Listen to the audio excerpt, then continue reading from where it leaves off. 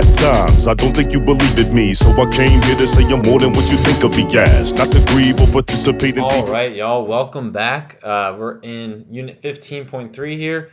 We've only got 2 more days after this, and then we are done with the Old Testament. So we are coming to the end here. Yesterday and the day before that, we talked about this lens of viewing the Jewish situation, where they're at, as we're kind of back, but we're not already there. It's a theme that's going to play out big time for St. Paul in the New Testament, and the Christians also kind of adopt this view, but in a totally different context, right?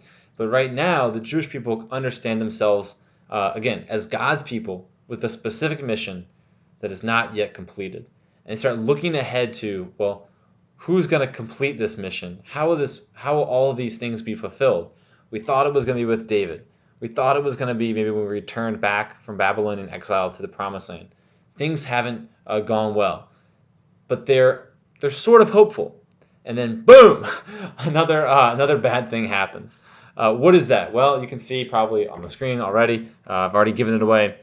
They're conquered again, and this is kind of the story of Israel and the Jewish people. Is that just when things start getting back to normal, they get conquered.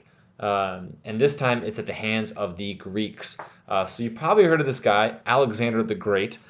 Kind of a big deal, kind of famous. You can see the map here, all of what he was able to conquer in his time. And at the time, it basically is the known world, right? Now, obviously, if you live someplace else, you would have known that the world where you live exists. But for Western culture, this was sort of the limits of the collective knowledge of the world, and he conquered almost all of it, right? And what he did when he conquered it, kind of unlike Cyrus, right, is that he forced you to learn the Greek cultures and the Greek customs and the Greek language. And this is called the Hellenization of culture. If you think about it today, almost our entire philosophical system is based upon Greek philosophy, Plato, Aristotle, right? We're still learning Greek today at Jesuit High School in New Orleans. The Greek influence on art and architecture, the Greek influence on mythology and understanding, or at least the epic structure of their mythology. So much of, not to say all of it, but so much of what we understand in terms of those things come from the Hellenization of culture that happens in this period. And Israel was not immune to the same thing. So Israel has now been Hellenized by your boy Andrew the Great. This is an exact replica of a picture that was taken during his conquest. And Israel, now under the Greek rule, has a choice to make, right? Either it can acquiesce to the new laws and become Hellenized, or it can rebel. And you can probably tell where this is going because of the title for today's unit, the Maccabean Revolt, or the Maccabean Rebellion. Most, I should say, maybe not most, but a good amount of the Jewish people, they actually remain Hellenized, or they acquiesce. And they set aside the law of Moses, right, for the new laws of the Greeks. Now, you can see why they would do that, right? They're under a lot of military pressure. They were already weak to begin with, right? This is after the other exiles of the northern kingdom and the southern kingdom. There's not many of them left. It's not as if they've got this super great army at their disposal to defeat the greatest army at the time, the Greek army. And it really kind of comes to a head when the temple is now dedicated, or you can say rededicated, but dedicated to Zeus. And the Greeks are like, oh, you pray to the top god. This is a temple to the top god. Well, the top god's actually Zeus. This temple's now for Zeus.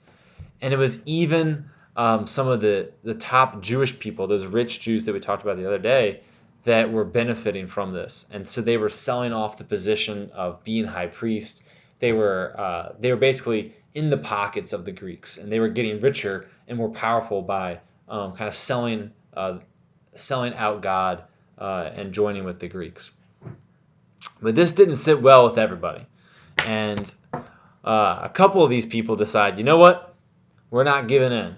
And to differentiate themselves from the Hellenized Jews, they started referring to themselves as like Judaism, that they practice Judaism, the Jewish practice of the faith, not the Hellenized faith, but the Jewish faith. And that's where the Judaism that we know today really kind of takes even greater shape. Now, this entire time they were the Jewish people, but that identity is really formed now, specifically, kind of by name. In the same way that for Christians, that's what's going to happen under the Roman rule. You can think we are Christ followers, we are Christians. Why? That gives you an identity, and an identity you can fight under one banner, whether that's a spiritual fight, whether it's going to be a physical fight, which we will see. But it gives you um, that little bit of boost, but that understanding of who you are, right? So think about at Jesuit High School. That's why we put. That's actually I didn't plan this. That's why we put Jesuit on our name, right? We're not just playing sports as a collective group of like-minded individuals who happen to like football. No, we are the Jesuit football team, right? We're the Jesuit robotics team. That identity shapes a lot about who we are. The same is true here.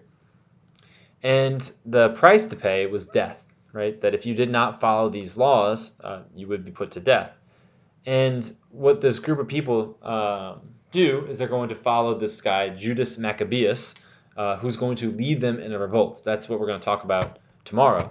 But for today, I just want you to realize that that identity is really formed in this moment when their backs are against the wall and they have to say, okay, what do we really choose?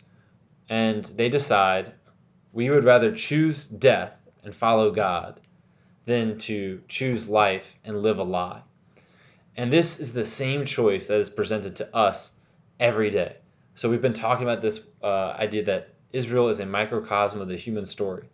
And what we have to decide, right, is do we choose God, even if that means death to the world, like death to our modern way of living, or do we choose whatever it is, right? It's not probably going to be Greek culture, Greek customs now, but maybe it's consumerism, maybe it's fame, whatever that idolatry thing is.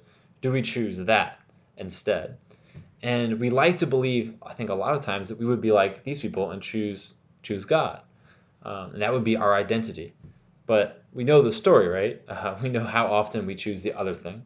And one of the things that I think is most important to draw out of this story is that it is possible, and I guess I don't want to give away too much of what's going to happen tomorrow, but it's possible to choose God and have life. In fact, in dying to the things of this world, right, this Hellenized world, you see how the Maccabeans actually find life.